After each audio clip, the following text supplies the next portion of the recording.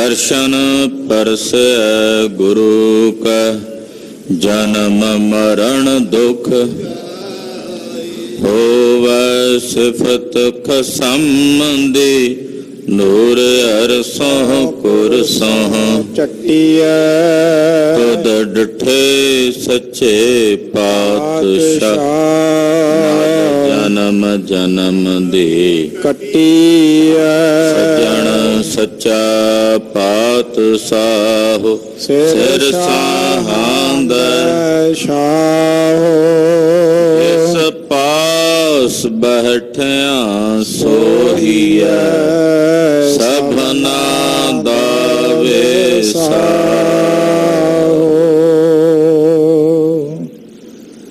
सतनाम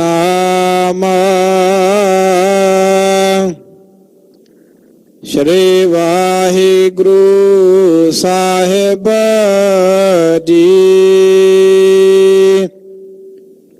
गुजरी महला पहला। कावन कावन जाचह प्रभ दाते। ताके अंत न परह सुमारा। जैसी भूख होए अब अंतर। तो समरथ सच देवन हारा। कावन कावन जाचह प्रभ दाते। ताके अंत न परह सुमारा। जैसी भूख हुए अब अंतर। तू समरथ सच देवन हारा। ऐजे जाप तप संजम सच आधार। हर हर नाम देह सुख पाइयै। तेरी भगत परे भंडार रहाओ। सुन समाध रह लिव लागे। एका एकी शब्द विचार। जाल थल धारण गगन तह नाही। आपे आप किया करतार। ना तद माया मगन ना छाया। ना सूरज चंद ना जोत अपार। सर्व दृष्ट लोचन अब अंतर। एका नदर सूत्र पावन सार। पावन पानी आगन तिन किया। ब्रह्मा विष्णु महेश आकार। सर्बे जाच काउ तू प्रभ दाता। दात करे अपुन विचार। कोट 33 जाचह प्रभ नायक। दे दे टोट नाही भंडार। ऊंध पांड कछ न समावै। सिद्ध अमृत पर निहार। सिद्ध समाधि अंतर जाचै। रिद सिद्ध जाच करह जयकार। जैसी प्यास होए मन अंतर। ਤੈਸੋ ਜਲ ਦੇਵੈ ਪ੍ਰਕਾਰ। ਵੱਡੇ ਭਾਗ ਗੁਰ ਸੇਵੈ ਆਪੁਨਾ, ਭੇਦ ਨਾਹੀ ਗੁਰਦੇਵ ਮੁਰਾਰ। ਤਾਕੋ ਕਾਲ ਨਾਹੀ ਜਮ ਜੋ ਹੈ, ਬੂਝੈ ਹੈ ਅੰਤਰ ਸ਼ਬਦ ਵਿਚਾਰ। ਆਬ ਤਬ ਅਵਰ ਨਾ ਮੰਗੋ ਹਰ ਪਹਿ, ਨਾਮ ਨਿਰੰਜਨ ਦੀਜੈ ਪਿਆਰ। ਨਾਨਕ ਚਾਤ੍ਰਿਕ ਅੰਮ੍ਰਿਤ ਜਲ ਮੰਗੈ, ਹਰ ਜਸ ਦੀਜੈ ਕਿਰਪਾ ਧਾਰ। ਆਬ ਤਬ ਅਵਰ ਨਾ ਮੰਗੋ ਹਰ ਪਹਿ, ਨਾਮ ਨਿਰੰਜਨ ਦੀਜੈ ਪਿਆਰ। ਨਾਨਕ ਚਾਤ੍ਰਿਕ ਅੰਮ੍ਰਿਤ ਜਲ ਮਾਗੈ, ਹਰ ਜਸ ਦੀਜੈ ਕਿਰਪਾ ਧਾਰ। ਵਾਹਿਗੁਰੂ ਜੀ ਕਾ ਖਾਲਸਾ, ਵਾਹਿਗੁਰੂ ਜੀ ਕੀ ਫਤਿਹ। परम सत्कार योग सन्मान योग गुरु की साजी और निवाजी हुई गुरु सबरूप गुरु खालसा साध संगत जियो तंता दे पात्र हो। अमृत वेले तो सतगुरु नौवें पातशाह दे पावन पवित्र सचखंड दरबार अंदर हाजरियां भर के एकत्र हो के अपने जीवन दियां घड़ियां गुरु के लेखे ला के सफला और सकारथा कर रहे जगत गुरु धन गुरु ग्रंथ साहब जी महाराज जी दे दर्शन परस रहे हो। नौवें पातशाह जगत गुरु धन गुरु तेग बहादुर साहब जी महाराज जी दियां खुशियां प्राप्त कर रहे। अमृत वेले सतगुरां वल्लों बख्शिश कीते गए पावन श्री मुखवाक भाई साहब जी की रसना तो आप जी ने हुणे हुणे सरवण कीते हैं। आओ कुछ समय लिए अपनियां सुरतियां बिरतियां एकागर करिए।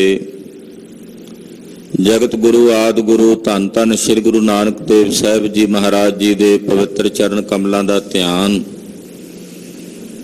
अपने हिरदियां च धारण करते होया आप ते जीवन ते रसना दे कल्याण निमित्त आखिए जी सतनाम श्री वाहेगुरु साहिब जी। सतनाम श्री वाहेगुरु साहिब जी। सतनाम श्री वाहेगुरु साहिब जी। गुजरी महला पहला। कवन कवन जाचै प्रभ दाते, ताके अंत न परहै सुमार। राग गोजरी है। पहले पातशाह धन गुरु नानक देव साहब जी महाराज जी की उचारण की हुई अष्टपदी है। पातशाह फरमाउंदे हन, हे प्रभु केड़े केड़े जीवां दी गिणती करिए जेड़े तुहाडे पासों मंग रहे ने। देण वाला दाता एक है, मंगण वाले अणगिणत ने। और वो जिन्ने मंगण वाले ने, हे प्रभु उन्हां दा अंत ही नहीं पैंदा भी कितने क ने, उन्हां दा अंत ही नहीं, ताकि अंत ना पर है सुमार। सुमार मतलब उन्हां दा सुमार ही नहीं पैंदा और आर पार ही नहीं जान हुंदा कि किन्ने क जीव ने हे प्रभु जेड़े तेरे पासों मांग रहे ने और तू सब नूं दे रहे हैं। सबना जियां का एक दाता सो मैं विसर ना जाई। गिणती नहीं। दद्दा दाता एक है, सब को देवनहार। देंदे टोट न आवई, अगनत भरे भंडार। ਉਹਦੇ ਭੰਡਾਰੇ ਅਣਗਿਣਤ ਭਰੇ ਪਏ। ਜੇ ਗਿਣਤੀ ਕਰਨ ਲੱਗੀਏ ਕਿ ਕਿਹੜੇ ਕਿਹੜੇ ਜੀਵ ਮੰਗ ਰਹੇ ਨੇ, ਇਸ ਧਰਤੀ ਦੇ ਉੱਤੇ ਕਿਤਨੇ ਜੀਵ ਨੇ? 84 ਲੱਖ ਜੂਨੀਆਂ ਨੇ। ਇੱਕ ਇੱਕ ਜੂਨੀ ਵਿੱਚ ਅੱਗੇ ਲੱਖਾਂ ਪ੍ਰਾਣੀ ਨੇ। ਇੱਕ ਮਾਨਵ ਕੋਟੀ ਦੀ ਜੂਨੀ 'ਚ ਕਰੋੜਾਂ ਨੇ। ਪਸ਼ੂਆਂ ਦੀਆਂ ਕਿੰਨੀਆਂ ਕੋਟੀਆਂ ਨੇ, ਪੰਛੀਆਂ ਦੀਆਂ ਕਿੰਨੀਆਂ ਕੋਟੀਆਂ ਨੇ, ਕੀੜਿਆਂ ਤੇ ਕਿਰਮਾਂ ਦੀਆਂ ਕਿੰਨੀਆਂ ਕੋਟੀਆਂ ਨੇ। ਉਹਨਾਂ ਵਿੱਚ ਅੱਗੇ ਫਿਰ ਕਿੰਨੇ ਜੀਵ ਨੇ। ਇਸ ਕਰਕੇ हे ਪ੍ਰਭੂ, ਕਿਸੇ ਦੀ ਗਿਣਤੀ ਮਿਣਤੀ ਨਹੀਂ ਕੀਤੀ ਜਾ ਸਕਦੀ ਕਿ ਕਿਹੜੇ ਕਿਹੜੇ ਨੇ ਜਿਹੜੇ ਤੇਰੇ ਦਰ ਤੋਂ ਮੰਗ ਰਹੇ ਨੇ। हे ਪ੍ਰਭੂ, ਤੂੰ ਸਭ ਦਾ ਦਾਤਾ ਹੈ। ਜਿਹੜੇ ਮੰਗਣ ਵਾਲੇ ਨੇ ਉਹਨਾਂ ਦਾ ਅੰਤ ਨਹੀਂ ਹੈ। जैसी भूख होए अब अंतर, तू समरथ सच देवनहार। और हे प्रभु, फिर तू ਇਹੋ ਜਿਹਾ ਦਾਤਾ ਹੈ ਕਿ ਜਿਹੋ ਜੀ ਭੁੱਖ ਕਿਸੇ ਦੇ ਅੰਦਰ ਹੈ, ਤੂੰ ਸਮਰੱਥ ਹੈ ਉਹਨੂੰ ਉਹੀ ਦਾਤ ਦੇ ਕੇ ਨਵਾਜਦਾ। ਜਿੰਨੇ ਸੰਸਾਰ ਦੇ ਜੀਵ ਨੇ, ਸਭ ਦੀ ਭੁੱਖ ਵੱਖੋ ਵੱਖਰੀ ਹੈ ਨਾ। ਕੋਈ ਕੁਝ ਖਾ ਕੇ ਜੀਵਤ ਰਹਿੰਦਾ, ਕੋਈ ਕੁਝ ਖਾ ਕੇ ਜੀਵਤ ਰਹਿੰਦਾ। ਤੂੰ ਜਿਤਨੇ ਸੰਸਾਰ ਦੇ ਜੀ ਨੇ, हे ਪ੍ਰਭੂ, ਜਿਹੋ ਜੀ ਉਹਨਾਂ ਦੇ ਅੰਦਰ ਭੁੱਖ ਹੈ, ਤੂੰ ਸਮਰੱਥ ਹੈ ਉਹਨਾਂ ਨੂੰ ਦੇਣ ਵਿੱਚ। ਜੋ ਤੇਰੇ ਕੋਲੋਂ ਮੰਗਦੇ ਨੇ, ਤੂੰ ਸਮਰੱਥ ਹੈ ਉਹਨਾਂ ਨੂੰ ਦੇਣ ਵਿੱਚ, ਔਰ ਤੂੰ ਦਿੰਦਾ ਵੀ ਹੈ। ਬਹੁਤ ਸਾਰੇ ਸੰਸਾਰ ਵਿੱਚ ਦਾਤੇ ਸਦਾਉਂਦੇ ਆ, ਉਹਨਾਂ ਕੋਲੋਂ ਕੁਝ ਮੰਗੋ ਤੇ ਕਹਿੰਦੇ ਆਹ ਤਾਂ ਨਹੀਂ ਅਸੀਂ ਦੇ ਸਕਦੇ। ਪਰ हे ਪ੍ਰਭੂ, ਤੂੰ ਸਮਰੱਥ ਹੈ। ਜਿਹੋ ਜੀ ਭੁੱਖ ਕਿਸੇ ਦੇ ਅੰਦਰ ਹੈ, ਤੂੰ ਸਮਰੱਥ ਹੋ ਕੇ ਉਹੋ ਜੀ ਦਾਤ ਦੇ ਕੇ ਉਹਨਾਂ ਨੂੰ ਨਿਵਾਜਣ ਵਾਲਾ, ਪਾਲਣ ਵਾਲਾ ਹੈ। ਐਜੀ ਜਾਪ ਤਪ ਸੰਜਮ ਸੱਚ ਆਧਾਰ। हे ਪ੍ਰਭੂ, ਤੇਰਾ ਜਿਹੜਾ ਨਾਮ ਹੈ, ਉਹਦਾ ਜਿਹੜਾ ਜਪ, ਉਹਦਾ ਜਿਹੜਾ ਤਪ ਕਰਨਾ ਹੈ, ਇਹੀ ਮੇਰੇ ਲਈ ਸਭ ਤੋਂ ਵੱਡਾ ਜਪ ਤਪ ਹੈ। ਮੇਰੇ ਵਾਸਤੇ ਇਹੀ ਸਭ ਤੋਂ ਵੱਡਾ ਸੰਜਮ ਹੈ। हे ਪ੍ਰਭੂ, हे ਅਕਾਲ ਪੁਰਖ, ਤੇਰਾ ਅੰਮ੍ਰਿਤ ਨਾਮ ਹੀ ਮੇਰੇ ਲਈ ਜਪ ਤਪ ਹੈ। ਤੇਰਾ ਅੰਮ੍ਰਿਤ ਨਾਮ ਹੀ ਮੇਰੇ ਲਈ ਮਰਿਆਦਾ ਹੈ। ਸੰਜਮ ਕਹਿੰਦੇ ਨੇ ਮਰਿਆਦਾ ਨੂੰ, ਮਰਿਆਦਾ ਰੱਖਣੀ। ਤੇਰਾ ਨਾਮ ਜਪਣਾ ਹੀ ਮੇਰੇ ਲਈ ਸਭ ਤੋਂ ਵੱਡੀ ਮਰਿਆਦਾ ਹੈ। ਔਰ ਤੇਰਾ ਅੰਮ੍ਰਿਤ ਨਾਮ ਹੀ ਮੇਰੇ ਜੀਵਨ ਦਾ ਆਧਾਰ ਹੈ। ਹਰ ਹਰ ਨਾਮ ਦੇ ਸੁਖ ਪਾਈਐ, ਤੇਰੀ ਭਗਤ ਭਰੇ ਭੰਡਾਰ। हे ਪ੍ਰਭੂ ਜੀ, ਤੁਸੀਂ ਆਪਣਾ ਅੰਮ੍ਰਿਤ ਨਾਮ ਦਿੰਦੇ ਹੋ। ਜਿਨ੍ਹਾਂ ਤੇ ਤਰਸ ਕਰਕੇ ਜਿਨ੍ਹਾਂ ਨੂੰ ਦਿੰਦੇ ਉਹਨਾਂ ਨੂੰ ਪ੍ਰਾਪਤ ਹੁੰਦਾ। ਮੇਰੇ ਤੇ ਵੀ ਤਰਸ ਕਰੋ। हे ਮੇਰਾ ਦੇ ਸਾਈਂ, ਮੈਨੂੰ ਆਪਣੇ ਪਵਿੱਤਰ ਅੰਮ੍ਰਿਤ ਨਾਮ ਦੀ ਦਾਤ ਬਖਸ਼ੋ, ਕਿਉਂਕਿ ਤੁਹਾਡੇ ਭੰਡਾਰ ਇਹੋ ਜਿਹੇ ਨਾਮ ਭਗਤੀ ਦੇ ਨਾਲ ਭਰੇ ਪਏ ਹਨ। ਆਪਣੇ ਭਰਿਆ ਹੋਇਆਂ ਭੰਡਾਰਿਆਂ ਵਿੱਚੋਂ ਕਿਣਕਾ ਮਾਤਰ ਆਪਣੇ ਨਾਮ ਦਾ ਮੈਨੂੰ ਵੀ ਪ੍ਰਦਾਨ ਕਰ ਦਿਓ। ਰਹਾਉ ਸੁਨ ਸਮਾਦ ਰਹਿ ਲਿਵ ਲਾਗੇ, ਏਕਾ ਏਕੀ ਸ਼ਬਦ ਵਿਚਾਰ। ਜਿੱਥੇ ਇਕਾਗਰ ਹੋ ਕੇ ਸ਼ਬਦ ਦੀ ਵਿਚਾਰ ਕੀਤੀ ਜਾਂਦੀ ਹੈ, ਏਕਾ ਏਕੀ, ਇਕਾਗਰ ਹੋ ਕੇ, ਕਿਉਂਕਿ ਸ਼ਬਦ ਦੀ ਵਿਚਾਰ ਇਕਾਗਰਤਾ ਤੋਂ ਬਿਨਾਂ ਨਹੀਂ ਹੋ ਸਕਦੀ। ਇਕਾਗਰਤਾ ਨਹੀਂ ਤੇ ਸ਼ਬਦ ਦੀ ਵਿਚਾਰ ਸਾਡੇ ਹਿਰਦੇ 'ਚ ਨਹੀਂ ਚੱਲਣੀ। ਇੱਕ ਅਵਸਥਾ ਐਸੀ ਸਾਧਕ ਦੀ ਬਣਦੀ ਹੈ ਜਿੱਥੇ ਇਕਾਗਰਤਾ ਸਹਿਤ ਜਦੋਂ ਉਹ ਸਾਧਕ ਸ਼ਬਦ ਦੀ ਵਿਚਾਰ ਕਰਦਾ ਤਾਂ ਫਿਰ ਉਹ ਸੁਨ ਸਮਾਧ 'ਚ ਚਲਾ ਜਾਂਦਾ। ਸੁਨ ਸਮਾਧ ਕਿਹੜੀ ਹੈ? ਜਿੱਥੇ ਜਾ ਕੇ ਕੋਈ ਫੁਰਨਾ, ਕੋਈ ਸੰਕਲਪ ਵਿਕਲਪ ਨਾ ਰਹੇ, ਉਹਨੂੰ ਕਹਿੰਦੇ ਨੇ ਸੁਨ ਸਮਾਧੀ। ਬੁੱਧ ਮਤ ਦਾ ਸੁਣਿਆ ਔਰ ਗੁਰੂ ਨਾਨਕ ਸਾਹਿਬ ਦੀ ਸੁਣ ਸਮਾਧੀ 'ਚ ਜ਼ਮੀਨ ਅਸਮਾਨ ਦਾ ਫਰਕ ਹੈ। ਬੁੱਧ ਮਤ ਜਿਸ ਸ਼ੁਨਿਆਵਾਦ ਦੀ ਗੱਲ ਕਰਦਾ ਹੈ, ਉਹ ਕਹਿੰਦਾ ਸਭ ਕੁਝ ਸ਼ੁਨਿਆ ਹੈ, ਸ਼ੁਨਿਆ ਤੋਂ ਅੱਗੇ ਕੁਝ ਵੀ ਨਹੀਂ। ਗੁਰੂ ਬਾਬਾ ਜੀ ਕਹਿੰਦੇ ਆ ਜਿੱਥੇ ਅਫੁਰ ਅਵਸਥਾ ਸ਼ੁਨਿਆਂ ਦੀ ਹੈ, ਜਿੱਥੇ ਕੋਈ ਫੁਰਨਾ ਨਹੀਂ ਹੁੰਦਾ, ਉਸ ਨੂੰ ਜਾਣਨ ਵਾਲਾ ਜੋ ਸਾਖਸ਼ੀ ਹੈ, ਉਸ ਦਾ ਦ੍ਰਿਸ਼ਟਾ, ਉਹ ਸਭ ਕੁਝ ਹੈ। ਸਤਿਗੁਰੂ ਜੀ ਕਦਮ ਹੋਰ ਅੱਗੇ ਚਲੇ ਜਾਂਦੇ ਹੈ। ਜੋ ਸ਼ੁਨਿਆਂ ਨੂੰ ਜਾਣਨੇ ਵਾਲਾ ਉਸ ਦਾ ਸਾਖਸ਼ੀ ਹੈ। ਸੁਨ ਸਮਾਧ ਦਾ ਮਤਲਬ ਨਿਰਵਾਣ ਪਦਵੀ, ਜਿੱਥੇ ਕੋਈ ਫੁਰਨਾ, ਕੋਈ ਕਫੁਰਨਾ, ਕੋਈ ਸੰਕਲਪ ਵਿਕਲਪ ਨਾ ਰਹੇ। ਜਦੋਂ ਕੋਈ ਸਾਧਕ ਇਕਾਗਰਤਾ ਸਹਿਤ ਗੁਰਬਾਣੀ ਦੀ ਵਿਚਾਰ ਕਰਦਾ ਹੈ, ਸ਼ਬਦ ਦੀ ਵਿਚਾਰ ਕਰਦਾ ਹੈ, ਤਾਂ ਪਾਤਸ਼ਾਹ ਕਹਿੰਦੇ ਸੁਨ ਸਮਾਧ ਵਿੱਚ ਚਲਾ ਜਾਂਦਾ ਹੈ। ਅੰਤਰ ਸੁਨੰ ਬਾਹਰ ਸੁਨੰ ਤ੍ਰੇ ਭਵਨ ਸੁਨਮ ਸੁਨੰ ਚੌਥੇ ਸੁਨਣਾ ਜੋ ਨਰ ਜਾਣਾ ਤਾਂ ਕੋ ਪਾਪ ਨਾ ਪੁੰਨੰ। ਸੁਨ ਮੰਡਲ ਇੱਕ ਜੋਗੀ ਵੈਸੇ ਇਹੋ ਜੀ ਅਵਸਥਾ ਵਿੱਚ ਉਹ ਚਲਾ ਜਾਂਦਾ ਹੈ। ਜਾਲ ਥਲ ਧਾਰਨ ਗਗਨ ਤੈ ਨਾਹੀ, ਆਪੇ ਆਪ ਕੀਆ ਕਰਤਾਰ। ਉਸ ਸੁਨ ਸਮਾਧੀ ਦੀ ਅਵਸਥਾ ਵਿੱਚ ਇਹ ਪੰਜਾਂ ਤੱਤਾਂ ਦੀ ਰਚਨਾ ਨਹੀਂ ਰਹਿ ਜਾਂਦੀ। ਪੰਜਾਂ ਤੱਤਾਂ ਦੀ ਰਚਨਾ ਜਦੋਂ ਤੱਕ ਅਸੀਂ ਇਹ ਜਾਗਰਤ ਵਿੱਚ ਵੇਖ ਰਹੇ ਹਾਂ, ਨਜ਼ਰ ਆ ਰਹੀ ਹੈ, ਪ੍ਰਪੰਚ ਹੈ ਨਾ ਇਹ। ਪਰ ਜਦੋਂ ਕੋਈ ਸੁਨ ਸਮਾਧੀ 'ਚ ਚਲਾ ਜਾਂਦਾ ਹੈ, ਉਸ ਸਮਾਧੀ ਦੀ ਅਵਸਥਾ ਵਿੱਚ ਗੁਰੂ ਖਾਲਸਾ ਜੀ ਇਹ ਪੰਜਾਂ ਤੱਤਾਂ ਦੀ ਰਚਨਾ ਨਹੀਂ ਰਹਿ ਜਾਂਦੀ। ਨਾ ਜਲ, ਨਾ ਸੁੱਕ, ਨਾ ਧਰਤੀ, ਨਾ ਆਕਾਸ਼, ਇਹ ਕੁਝ ਵੀ ਨਹੀਂ ਰਹਿ ਜਾਂਦਾ।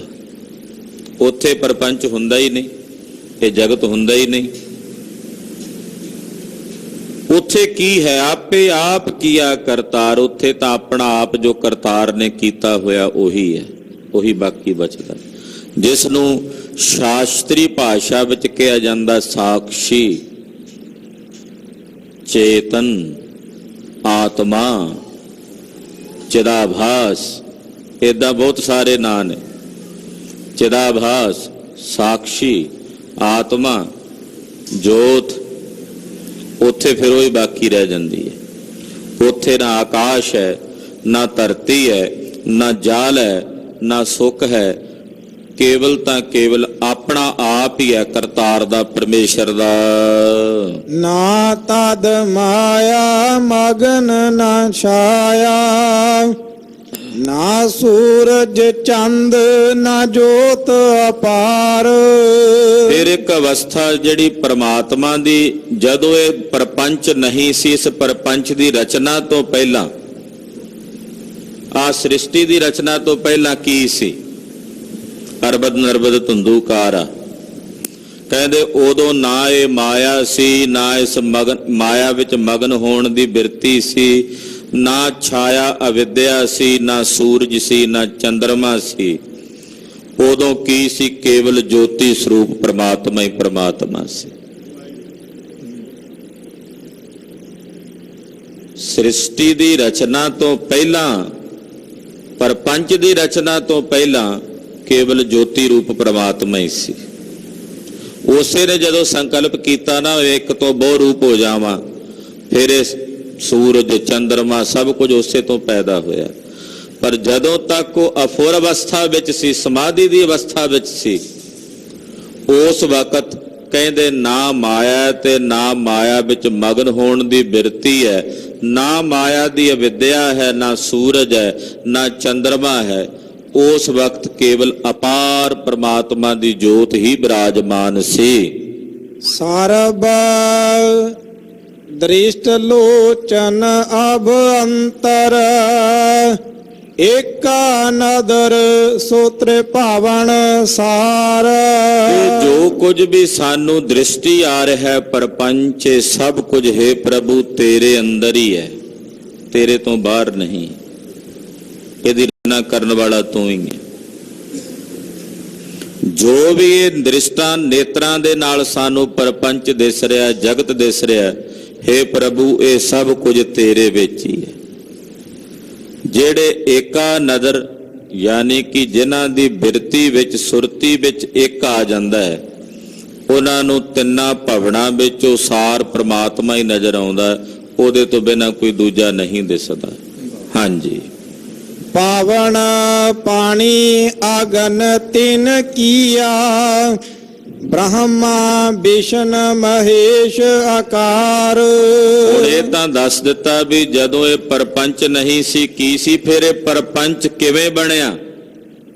ਤਾਂ ਪਾਤਸ਼ਾਹ ਕਹਿੰਦੇ ਉਸੇ ਪ੍ਰਮਾਤਮਾ ਨੇ ਜਦੋਂ ਫੁਰਨਾ ਕੀਤਾ, ਏਕ ਮਿਵਾਏ ਪ੍ਰਜਾਇਤੀ ਬਹੁ ਸ਼ਿਆਮਾ, ਮੈਂ ਇੱਕ ਤੋਂ ਬਹੁ ਰੂਪ ਹੋ ਜਾਵਾਂ, ਤਾਂ ਉਸ ਵਕਤ ਪਵਨ ਬਣ ਗਿਆ। ਪਾਣੀ, ਅਗਨੀ, ਧਰਤੀ, ਆਕਾਸ਼, ਪੰਜੇ ਤੱਤ ਬਣ ਗਏ। ਬ੍ਰਹਮਾ, ਵਿਸ਼ਨੂੰ, ਸ਼ਿਵ, ਇਹ ਸਾਰਾ ਆਕਾਰ ਉਸ ਪ੍ਰਮਾਤਮਾ ਨੇ ਇੱਕ ਅੱਖ ਦੇ ਫੋਰ 'ਚ ਹੀ ਬਣਾ ਦਿੱਤਾ, ਸਿਰਕ ਦਿੱਤਾ। ਇਹ ਸਭ ਕੁਝ ਬਣਾਉਣ ਵਾਸਤੇ ਉਹਨੂੰ ਬਹੁਤ ਲੰਮਾ ਅਰਸਾ ਨਹੀਂ ਲੱਗਾ। ਇੱਕ ਅੱਖ ਦੇ ਫੋਰ ਮਾਤਰ ਵਿੱਚ ਸਾਚੇ ਤੇ ਪਵਨਾ ਭਇਆ, ਪਵਨਾ ਤੇ ਜਲ ਹੋਏ, ਜਲ ਤੇ ਤ੍ਰੇ ਭਵਨ ਸਾਜਿਆ। ਸੱਚ ਤੋਂ ਜਦੋਂ ਫੁਰਨਾ ਹੋਇਆ ਨਾ, ਤੇ ਫੁਰਨੇ ਤੋਂ ਪਵਨ ਬਣੀ, ਪਾਣੀ, ਅਗਨੀ, ਆਕਾਸ਼, ਧਰਤੀ, ਪੰਜ ਤੱਤ ਬਣ ਗਏ। ਔਰ ਪੰਜਾਂ ਤੱਤਾਂ ਦੇ ਨਾਲ ਬ੍ਰਹਮਾ, ਵਿਸ਼ਨੂੰ, ਮਹੇਸ਼, ਔਰ ਇਹ ਜਿਤਨਾ ਵੀ ਆਕਾਰ ਹੈ, ਮਹਾਰਾਜ ਜੀ ਕਹਿੰਦੇ ਸਾਰਾ ਆਕਾਰ ਉਸ ਵਾਹਿਗੁਰੂ ਨੇ, ਪਰਮੇਸ਼ਰ ਨੇ ਪੈਦਾ ਕੀਤਾ, ਅਕਾਲ ਪੁਰਖ ਨੇ ਬਣਾਇਆ ਹੈ। ਸਰਬੇ ਜਾਚਕ ਤੂੰ ਪ੍ਰਭ ਦਾਤਾ, ਦਾਤ ਕਰੇ ਆਪੁਨੈ ਵਿਚਾਰ। ਇਹ ਜਿੰਨੇ ਜੀਵ ਬਣੇ ਨੇ ਹੇ ਪ੍ਰਭੂ, ਇਹ ਸਭ ਤੇਰੇ ਮੰਗਤੇ ਨੇ, ਤੇਰੇ ਜਾਚਕ ਨੇ। ਸਰਬੇ ਜਾਚਕ, ਇਹ ਸਭ ਤੇਰੇ ਮੰਗਤੇ ਨੇ, ਤੇਰੇ ਦਰ ਦੇ ਭਿਖਾਰੀ ਨੇ। ਤੂੰ ਪ੍ਰਭ ਦਾਤਾ, ਤੂੰ ਇਹਨਾਂ ਸਾਰਿਆਂ ਨੂੰ ਦਾਤਾਂ ਦੇਣ ਵਾਲਾ ਦਾਤਾ ਹੈ। ਤੂੰ ਪ੍ਰਭ ਦਾਤਾ, ਦਾਨ ਮਤ ਪੂਰਾ, ਹਮ ਥਾਰੇ ਭਿਖਾਰੀ ਜੀਓ। ਹੇ ਪ੍ਰਭੂ, ਇਹ ਸਾਰੇ ਜਾਚਕ ਨੇ, ਤੂੰ ਇਹਨਾਂ ਦਾ ਦਾਤਾ ਹੈ। ਦਾਤ ਕਰੇ ਆਪਣਾ ਵਿਚਾਰ, ਆਪਣੀ ਮਰਜ਼ੀ ਨਾਲ ਦਾਤ ਦੇਣਾ। ਵੇਖਦਾ ਵੀ ਕਿਸ ਨੂੰ ਕੀ ਦਾਤ ਦੇਣੀ ਹੈ, ਉਹ ਤੂੰ ਆਪਣੀ ਇੱਛਾ ਨਾਲ ਦੇਣਾ। ਕਈ ਬਹੁਤ ਘਾਲਦੇ ਨੇ, ਨਹੀਂ ਮਿਲਦਾ, ਕਈ ਬਿਨਾਂ ਘਾਲਣਾ ਤੋਂ ਹੀ ਪ੍ਰਾਪਤ ਕਰ ਲੈਂਦੇ ਨੇ। ਪ੍ਰਮਾਤਮਾ ਨੇ ਵੇਖਣਾ ਕਿਸ ਨੂੰ ਕੀ ਦਾਤ ਦੇਣੀ ਹੈ, ਕਿਸ ਨੂੰ ਕੀ ਦੇਣਾ। ਤੂੰ ਆਪਣੀ ਵਿਚਾਰ ਨਾਲ ਸਭ ਨੂੰ ਦਾਨ ਦਿੰਨਾ। ਜਿਹੋ ਜਿਹੋ ਜੇ ਜੀਵਾਂ ਦੇ ਕਰਮ ਨੇ, ਉਹਨਾਂ ਕਰਮਾਂ ਮੁਤਾਬਕ ਉਹਨਾਂ ਨੂੰ ਦਾਨ ਦੇ ਕੇ ਨਿਵਾਜਣ ਵਾਲਾ ਹੈ। ਕੋਟ 33 ਜਾਚੈ ਪ੍ਰਭ ਨਾਇਕ, ਦੇ ਦੇ ਟੋਟ ਨਹੀਂ ਭੰਡਾਰ।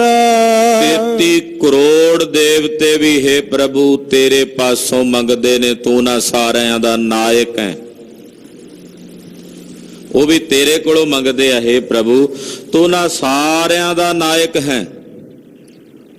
ਔਰ ਤੇਰੇ ਭੰਡਾਰ ਇਹੋ ਜਿਹੇ ਭਰੇ ਪਏ ਨੇ ਕਿ ਜਿੰਨਾ ਉਹਨਾਂ ਵਿੱਚੋਂ ਦਾਨ ਦਿੰਨਾ, ਉਹਨਾਂ 'ਚ ਤੋਟਾ ਨਹੀਂ ਆਉਂਦਾ। ਦੇਂਦੇ ਤੋਟ ਨਹੀਂ ਭੰਡਾਰ। ਤੇਰੇ ਭੰਡਾਰੇ ਏਦਾਂ ਲਬਾ ਲਬ ਭਰੇ ਪਏ ਨੇ ਵਾਹਿਗੁਰੂ ਕਿ ਉਹਨਾਂ ਵਿੱਚੋਂ ਜਿੰਨਾ ਦਾਨ ਤੂੰ ਦਿੰਨਾ ਹੈ, ਉਹਦਾ ਅੰਤ ਕੋਈ ਨਹੀਂ, ਉਹਦਾ ਤੋਟਾ ਨਹੀਂ ਆਉਂਦਾ। ਕਰੋੜ 33 ਕਰੋੜ ਦੇਵਤੇ ਵੀ ਤੇਰੇ ਕੋਲੋਂ ਮੰਗਦੇ ਆ। ਆਖੋ ਸਤਨਾਮ ਸ੍ਰੀ ਵਾਹਿਗੁਰੂ। ਇੱਥੇ ਮਹਾਰਾਜ ਜੀ ਸਾਨੂੰ ਸਿੱਧਾ ਅਕਾਲ ਪੁਰਖ ਨਾਲ ਜੋੜ ਰਹੇ ਨੇ। ਕਿਸੇ ਦੇਵੀ ਕਿਸੇ ਦੇਵਤੇ ਦੀ ਭਗਤੀ ਤੋਂ ਮਹਾਰਾਜ ਸੱਚੇ ਪਾਤਸ਼ਾਹ ਜੀ ਸਾਨੂੰ ਹਟਾ ਕੇ ਅਕਾਲ ਪੁਰਖ ਦੇਵ ਦੀ ਪੂਜਾ ਵਿੱਚ ਜੋੜ ਰਹੇ ਨੇ ਕਿ ਤਾਂ ਆਪ ਉਹਦੇ ਦਰ ਦੇ ਮੰਗਤੇ ਨੇ। ਤੁਹਾਨੂੰ ਕੀ ਦੇਣਗੇ ਭਾਈ? ਜਿਹਦੇ ਕੋਲ ਇਹ ਮੰਗਦੇ ਆ, ਤੂੰ ਉਸੇ ਕੋਲੋਂ ਕਿਉਂ ਨਹੀਂ ਮੰਗ ਲੈਂਦਾ? ਉਸੇ ਦੇ ਚਰਨਾਂ 'ਚ ਕਿਉਂ ਨਹੀਂ ਮੰਗ ਲੈਂਦਾ? 33 ਕਰੋੜ ਦੇਵਤੇ ਵੀ ਉਸ ਅਕਾਲ ਪੁਰਖ ਨਿਰੰਕਾਰ ਪਰਮੇਸ਼ਰ ਦੇ ਦਰ ਦੇ ਮੰਗਤੇ ਨੇ। ਉਹ ਵੀ ਤਾਂ ਉਸੇ ਕੋਲੋਂ ਮੰਗ ਰਹੇ ਨੇ ਨਾ। ਉਹ ਵੀ ਤਾਂ ਕਹਿੰਦੇ ਹੇ ਵਾਹਿਗੁਰੂ, ਹੇ ਅਕਾਲ ਪੁਰਖ ਸਾਨੂੰ ਆਹ ਦਾਨ ਦੇ ਦੇ। ਕਦੇ ਇੰਦਰ ਹਾਰਦਾ ਤੇ ਹਾਰ ਕੇ ਉਹ ਵੀ ਤਾਂ ਉਸੇ ਦੀ ਸ਼ਰਨ 'ਚ ਜਾਂਦਾ ਤੇ ਮੰਗਦਾ ਨਾ ਕਿ ਮੈਨੂੰ ਮੇਰਾ ਰਾਜ ਦੇ ਦੇ। ਤੂੰ ਨਿਰੰਕਾਰ ਅਕਾਲ ਪੁਰਖ ਵਾਹਿਗੁਰੂ ਪਰਮੇਸ਼ਰ ਹੀ ਸਰਬ ਸ਼ਕਤੀਮਾਨ ਸੰਪੰਨ ਹੈ, ਜਿਹਦੇ ਕੋਲੋਂ 33 ਕਰੋੜ ਦੇਵਤੇ ਵੀ ਮੰਗ ਰਹੇ ਨੇ, ਔਰ ਉਹ ਦਾਨ ਦਿੰਦਾ ਹੈ ਸਭ ਨੂੰ, ਪਰ ਉਹਦੇ ਭੰਡਾਰਿਆਂ ਦੇ ਵਿੱਚ ਕਿਸੇ ਵੀ ਪ੍ਰਕਾਰ ਦਾ ਤੋਟਾ ਨਹੀਂ ਆਉਂਦਾ। ਊਂਧੈ ਭਾਂਡੈ ਕਛ ਨ ਸਮਾਵੈ, ਸਿਧੈ ਅੰਮ੍ਰਿਤ ਪਰੈ ਨਿਹਾਰ।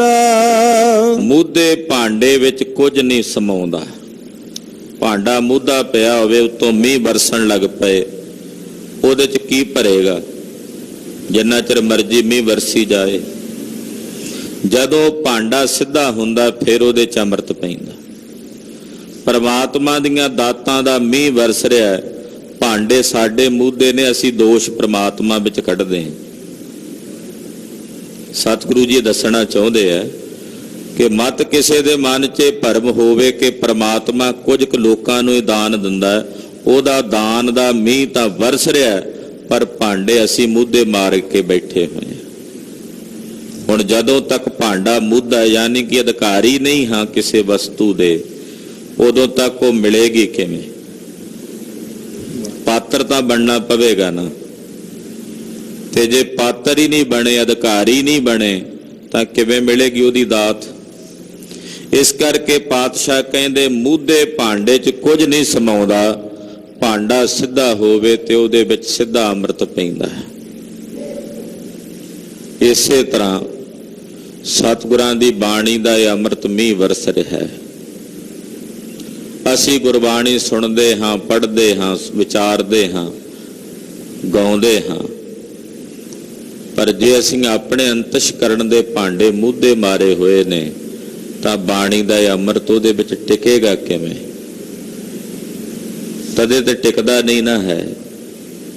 ਅਸੀਂ ਇੰਨੀ ਬਾਣੀ ਪੜ੍ਹਦੇ, ਭਜਨ ਕਰਦੇ ਹਾਂ, ਫਿਰ ਵੀ ਸਾਡੇ ਹਿਰਦੇ ਕਰਿਜਦੇ, ਫਿਰ ਵੀ ਸਾਡੇ ਮਨਾਂ 'ਚ ਦੁਈ ਦਵੈਸ਼ ਨਹੀਂ ਜਾਂਦੀ, ਫਿਰ ਵੀ ਅਸੀਂ ਈਰਖਾ ਦੇ ਭਾਂਬੜਾਂ ਦੀਆਂ ਲੰਪਟਾਂ ਦੀ ਅੱਗ ਦੇ ਵਿੱਚ ਸੜ ਰਹੇ ਹਾਂ, ਭੁੱਜ ਰਹੇ ਹਾਂ। ਇਹਦਾ ਕਾਰਨ ਇਹੀ ਹੈ ਕਿ ਭਾਂਡਾ ਮੂਧਾ ਮਾਰ ਕੇ ਉੱਤੋਂ ਟੂਟੀ ਚਲਾਈ ਹੋਈ ਹੈ। ਹੁਣ ਭਰੇ ਕਿਵੇਂ? ਨਿਰਵੈਰ ਨਿਰਵੈਰ ਦਾ ਜਾਪ ਜਪਦਿਆਂ ਵੀ ਸਾਡੇ ਹਿਰਦੇ 'ਚ ਇੱਕ ਦੂਜੇ ਪ੍ਰਤੀ ਵੈਰ ਨਹੀਂ। ਆਪਣੇ ਅੰਦਰ ਝਾਤੀ ਮਾਰੀਏ ਕਿ ਅਸੀਂ ਆਪਣੇ ਇੱਕ ਹਿਰਦੇ ਵਿੱਚ ਇੱਕ ਦੂਜੇ ਪ੍ਰਤੀ ਵੈਰ ਭਾਵ ਨਹੀਂ ਰੱਖਦੇ, ਕਿ ਸਾਡੇ ਅੰਦਰ ਦੂਜੇ ਪ੍ਰਤੀ ਦਵੈਸ਼ ਨਹੀਂ। ਤੇ ਫਿਰ ਬਾਣੀ ਪੜ੍ਹਦੇ ਹਾਂ, ਅਸੀਂ ਸਿਮਰਨ ਭਜਨ ਕਰਦੇ ਹਾਂ, ਉਹਦਾ ਅਸਰ ਕਿਉਂ ਨਹੀਂ ਹੋ ਰਿਹਾ? ਇਹਦੇ 'ਚ ਬਾਣੀ ਅੰਮ੍ਰਿਤ ਦਾ ਕੋਈ ਦੋਸ਼ ਨਹੀਂ, ਸਾਡੇ ਹੀ ਭਾਂਡੇ ਅਸੀਂ ਮੂਧੇ ਮਾਰ ਕੇ ਰੱਖੇ ਹੋਏ ਨੇ। ਜੋ ਸਿੱਧੇ ਕੀਤੇ ਹੁੰਦੇ ਤੇ ਉਹਦੇ ਵਿੱਚ ਗੁਰਬਾਣੀ ਦਾ ਅੰਮ੍ਰਿਤ ਜਲ ਟਿਕਦਾ, ਪਰ ਬੋਲੇ ਬੰਦੇ ਨੂੰ ਸ਼ਾਸਤਰ ਸੁਣਾਉਣ ਵਾਲੀ ਬਾਤ ਹੈ। ਬੋਲੇ ਨੂੰ ਸ਼ਾਸਤਰ ਸੁਣਾਈਏ, ਉਹਨੂੰ ਸੁਣਾਈਏ ਕਿ ਭਾਈ ਇਹ ਗਿਆਨ ਹੈ, ਕਿਵੇਂ ਸੁਣੇ? ਕਾਨੀ ਨਹੀਂ ਹਨ ਕਹਾਂ ਬੁਝਾਰਤ, ਬੂਝੈ ਡੋਰਾ, ਨਿਸ ਕਹੀਐ ਤੋ ਸਮਝੈ ਭੂਰਾ। ਉਹਨੂੰ ਰਾਤ ਕਹੋ ਤੇ ਦਿਨ ਸਮਝਦਾ, ਦਿਨ ਕਹੋ ਤੇ ਰਾਤ ਸਮਝਦਾ, ਕਿਉਂਕਿ ਉਹਨੂੰ ਸੁਣਦਾ ਨਹੀਂ। ਬੋਲਾ ਜੋ ਹੋਇਆ। ਤੇ ਜੇ ਅਸੀਂ ਵੀ ਕੰਨਾਂ ਦੇ ਵਿੱਚ ਹੰਕਾਰ ਦੇ ਰੂਹ ਦੇ ਤੁੰਬੇ ਤੁੰਨੇ ਹੋਏ ਨੇ, ਤੇ ਸਾਨੂੰ ਗੁਰਬਾਣੀ ਕਿੱਥੇ ਸੁਣਨ ਵਿੱਚ ਆਉਣੀ ਹੈ? ਇਹ ਗੱਲ ਦੋ ਰਾਏ ਨਹੀਂ ਕਿ ਕੰਨਾਂ ਵਿੱਚ ਅਸੀਂ ਸ਼ਬਦ ਸੁਣ ਰਹੇ ਹਾਂ, ਔਰ ਹਿਰਦੇ 'ਚ ਤਾਂ ਨਹੀਂ ਉਤਰ ਰਹੇ, ਕਿਉਂਕਿ ਹਿਰਦਾ ਬੋਲਾ ਬਣਿਆ ਬੈਠਾ, ਮਨ ਬੋਲਾ ਬਣਿਆ ਬੈਠਾ। ਮਾਇਆ ਧਾਰੀ ਅਤ ਅੰਨਾ ਬੋਲਾ, ਸ਼ਬਦ ਨਾ ਸੁਣੇ ਬਹੁ ਕਚੋਲਾ। ਅੰਨਾ ਵੀ ਤੇ ਬੋਲਾ ਵੀ ਹੋਇਆ ਪਰਿਆ ਫਿਰਦਾ ਹੈ।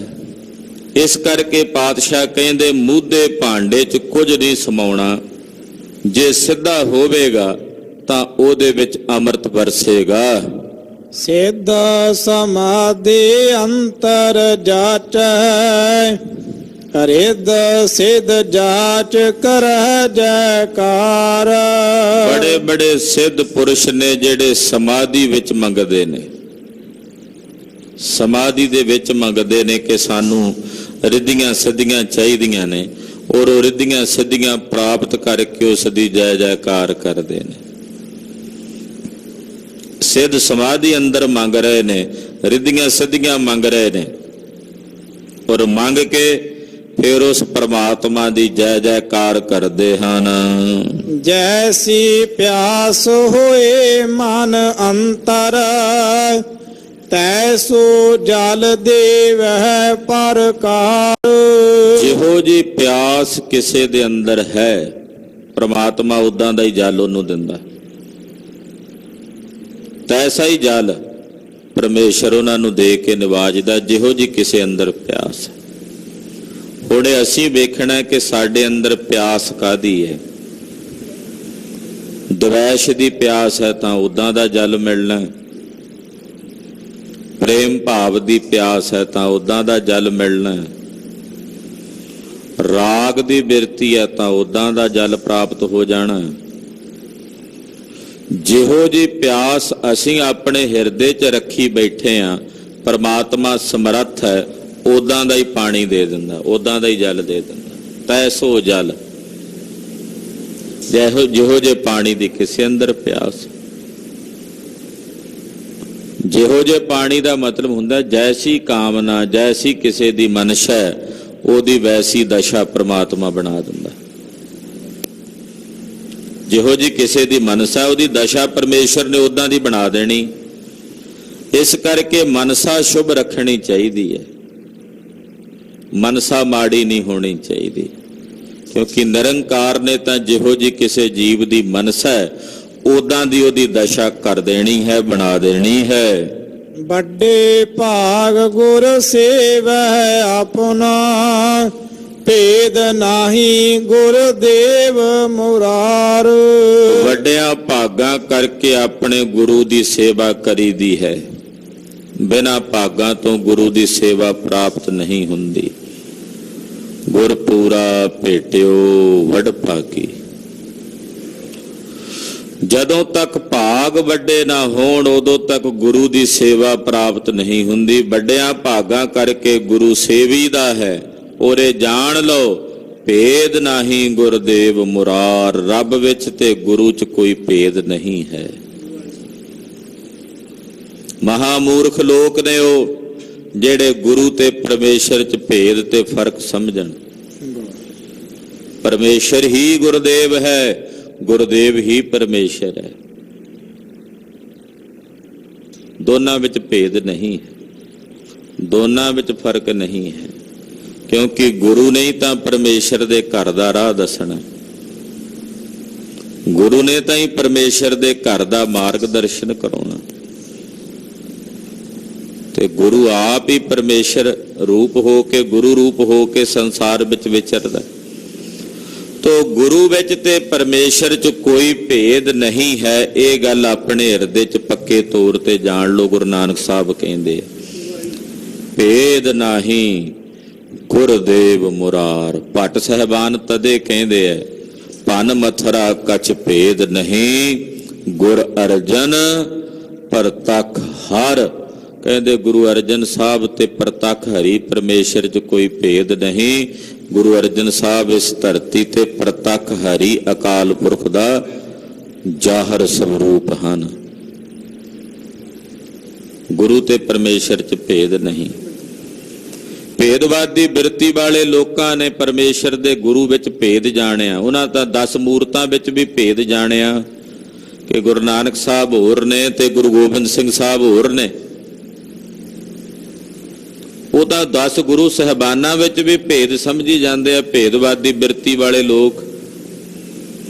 ਫਿਰ ਗੁਰੂ ਸਾਹਿਬ ਨੂੰ ਕੋਈ ਆਮ ਸਧਾਰਨ ਵਿਅਕਤੀ ਕਹਿ ਕੇ ਸੰਬੋਧਨ ਕਰ ਰਿਹਾ ਵੀ ਸਾਡੇ ਵਰਗੇ ਹੀ ਸਨ। ਭਾਈ ਸਾਡੇ ਵਰਗੇ ਤਾਂ ਕਰੋੜਾਂ ਕਿਰਮ ਨੇ ਮੇਰੇ ਸਾਹਿਬ ਦੇ ਚਰਨਾਂ ਵਿੱਚ ਜਿਹੜੇ ਰੁਲਦੇ ਫਿਰਦੇ ਹਨ। ਅਸੀਂ ਕੀ ਹਾਂ? ਕਿੱਥੇ ਸਤਿਗੁਰੂ ਜੀ? ਸਾਡੀ ਦਸ਼ਾ ਕੀ ਹੈ? ਕਿਵੇਂ ਕਹੀਏ ਸਾਡੇ ਵਰਗੇ ਸਨ? ਉਹ ਤਾਂ ਸਾਡੇ ਵਰਗਿਆਂ ਨੂੰ ਨਿਵਾਜਣ ਵਾਲੇ ਗਰੀਬ ਨਿਵਾਜ ਨੇ। ਸਾਡੇ ਵਰਗੇ ਕੀਰੇ ਕਿਰਮਾਂ ਨੂੰ ਸਿਰ ਤੇ ਹੱਥ ਧਰ ਕੇ ਨਾਮ ਪ੍ਰਕਾਸ਼ ਕਰ ਦੇਣ ਵਾਲੇ ਹਨ। ਇਸ ਕਰਕੇ ਗੁਰੂ ਤੇ ਪਰਮੇਸ਼ਰ 'ਚ ਕੋਈ ਭੇਦ ਨਹੀਂ, ਭੇਦ ਨਹੀਂ ਗੁਰਦੇਵ ਮੁਰਾਰ। ਗੁਰੂ ਤੇ ਪਰਮੇਸ਼ਰ ਵਿੱਚ ਕੋਈ ਭੇਦ ਨਹੀਂ। ਤਾ ਕੋ ਕਾਲ ਨਹੀਂ ਜਮ ਜੋ ਹੈ, ਬੂਝੈ ਅੰਤਰ ਸ਼ਬਦ ਵਿਚਾਰ। ਉਹਨੂੰ ਕਦੇ ਕਿਸੇ ਪ੍ਰਕਾਰ ਦਾ ਕਾਲ ਤੇ ਜਮ ਨਹੀਂ ਜੋ ਸਕਦੇ, ਜਿਹੜੇ ਆਪਣੇ ਅੰਦਰ ਸਤਿਗੁਰਾਂ ਦੇ ਸ਼ਬਦ ਦੀ ਵਿਚਾਰ ਨੂੰ ਕਰਨ ਤੋਂ ਬਾਅਦ ਆਪਣੇ ਨਿਜ ਸਰੂਪ ਨੂੰ ਬੁੱਝ ਲੈਂਦੇ। ਸ਼ਬਦ ਵਿਚਾਰ ਤੋਂ ਬਾਅਦ ਆਪਣੇ ਹਿਰਦੇ ਨੂੰ, ਮਨ ਨੂੰ ਬੁੱਝ ਲੈਂਦੇ ਸਾਡਾ ਰੂਪ ਕੀ ਹੈ। ਪਾਤਸ਼ਾਹ ਕਹਿੰਦੇ ਉਹਨੂੰ ਨਾ ਤਾਂ ਕਾਲ ਜੁੰਦਾ ਹੈ, ਨਾ ਹੀ ਜਮ ਆ ਕੇ ਉਹਨੂੰ ਆਪਣੀ ਖੁਰਾਕ ਬਣਾਉਂਦੇ ਹਨ। ਅਬ ਤਬ ਅਵਰ ਨ ਮੰਗੋ ਹਰ ਪੈ, ਨਾਮ ਨਿਰੰਜਨ ਦੀਜੈ ਪਿਆਰ। ਅਬ ਤਬ ਹੁਣ ਜਦੋਂ ਕਦੋਂ ਮੈਂ ਆਪਣੇ ਮਾਲਕ ਤੇ ਚਰਨਾਂ ਵਿੱਚੋਂ ਕੁਝ ਹੋਰ ਨਹੀਂ ਮੰਗਦਾ। ਸਾਡੀ ਮੰਗ ਜਿਹੜੀ ਅੱਜ ਹੁੰਦੀ ਹੈ ਕੱਲ ਬਦਲ ਜਾਂਦੀ ਹੈ, ਪਰਸੋਂ ਹੋਰ ਹੋ ਜਾਂਦੀ ਹੈ, ਚੌਥੇ ਹੋਰ ਹੋ ਜਾਂਦੀ ਹੈ। 2-4 ਦਿਨ ਪਹਿਲਾਂ ਹੋਰ ਮੰਗ ਸੀ, ਰੋਜ਼ ਹੀ ਬਦਲਦੀਆਂ ਨੇ ਨਾ। ਮਹਾਰਾਜ ਜੀ ਕਹਿੰਦੇ ਅਬ ਤਬ ਜਦੋਂ ਕਦੋਂ, ਮੈਂ ਤਾਂ ਇੱਕੋ ਹੀ ਮੰਗ ਮੰਗਦਾ। ਅੱਜ ਤੋਂ ਕੁਝ ਸਮਾਂ ਪਹਿਲਾਂ ਦੀ ਬਾਤ ਕਰ ਲਈ, ਉਦੋਂ ਵੀ ਹੁਣ ਵੀ ਤੇ ਅੱਗੇ ਵੀ ਇਹੀ ਮੰਗ ਮੰਗਦਾ ਹਾਂ। ਕੀ ਮੰਗ ਮੰਗਦਾ ਹਾਂ ਕਿ ਹੇ ਪ੍ਰਭੂ, ਹੇ ਵਾਹਿਗੁਰੂ, ਮੈਨੂੰ ਆਪਣੇ ਪਵਿੱਤਰ ਅੰਮ੍ਰਿਤ ਨਾਮ ਦੀ ਦਾਤ ਬਖਸ਼ੋ। ਨਾਮ ਨਿਰੰਜਨ ਦੀਜੈ ਪਿਆਰ, ਮੈਨੂੰ ਆਪਣੇ ਅੰਮ੍ਰਿਤ ਨਾਮ, ਨਿਰੰਜਨ ਨਾਮ ਦਾ ਪਿਆਰ ਪ੍ਰਦਾਨ ਕਰੋ। ਮੈਂ ਤੁਹਾਡੇ ਕੋਲੋਂ ਇਹੀ ਦਾਨ ਮੰਗਦਾ। ਹਰ ਦੀਜੈ ਨਾਮ ਪਿਆਰੀ, ਹਰ ਦੀਜੈ ਨਾਮ ਪਿਆਰੀ। ਦੀਜੈ ਨਾਮ ਪਿਆਰੇ, ਹਰ ਦੀਜੈ ਨਾਮ ਪਿਆਰੇ। ਹਰ ਦੀਜੈ ਨਾਮ ਪਿਆਰੀ, ਹਰ ਦੀਜੈ ਨਾਮ ਪਿਆਰੀ। ਦੀਜੈ ਨਾਮ ਪਿਆਰੀ, ਹਰ ਦੀਜੈ ਨਾਮ ਪਿਆਰੀ। ਅਬ ਤਬ ਜਦੋਂ ਕਦੋਂ, ਹੇ ਪ੍ਰਭੂ, ਮੈਂ ਤੁਹਾਡੇ ਚਰਨਾਂ ਵਿੱਚੋਂ ਆਪ ਜੀ ਦੇ ਅੰਮ੍ਰਿਤ ਨਾਮ ਦਾ ਪ੍ਰੇਮ ਮੰਗਦਾ ਹਾਂ। ਕਿਰਪਾ ਕਰਕੇ ਮੈਨੂੰ ਆਪਣੇ ਨਾਮ ਦਾ ਪਿਆਰ ਬਖਸ਼ੋ। ਨਾਨਕ ਚਾਤ੍ਰਿਕ ਅੰਮ੍ਰਿਤ ਜਲ ਮੰਗੈ, ਹਰ ਜਸ ਦੀਜੈ ਕਿਰਪਾ ਧਾਰ। ਹੇ ਪ੍ਰਭੂ, ਮੈਂ ਚਾਤ੍ਰਿਕ ਬਣ ਕੇ, ਬਬੀਹਾ ਬਣ ਕੇ ਤੁਹਾਡੇ ਚਰਨਾਂ ਚੋਂ ਮੰਗਦਾ ਹਾਂ। ਤੁਹਾਡੇ ਨਾਮ ਅੰਮ੍ਰਿਤ ਜਲ ਦੀ ਮੰਗ ਕਰਦਾ ਹਾਂ। ਹੇ ਪ੍ਰਭੂ, ਕਿਰਪਾ ਕਰੋ, ਮੈਨੂੰ ਆਪਣਾ ਜਸ ਬਖਸ਼ੋ, ਆਪਣੀ ਸੋਭਾ ਪ੍ਰਦਾਨ ਕਰੋ, ਆਪਣੀ ਮਹਿਮਾ ਕਰਨ ਦਾ ਬਲ ਬਖਸ਼ੋ। ਮੈਂ ਬਬੀਹਾ ਬਣ ਕੇ, ਚਾਤ੍ਰਿਕ ਬਣ ਕੇ ਤੁਹਾਡੇ ਚਰਨਾਂ ਚੋਂ ਇਹੀ ਮੰਗ ਮੰਗਦਾ ਹਾਂ।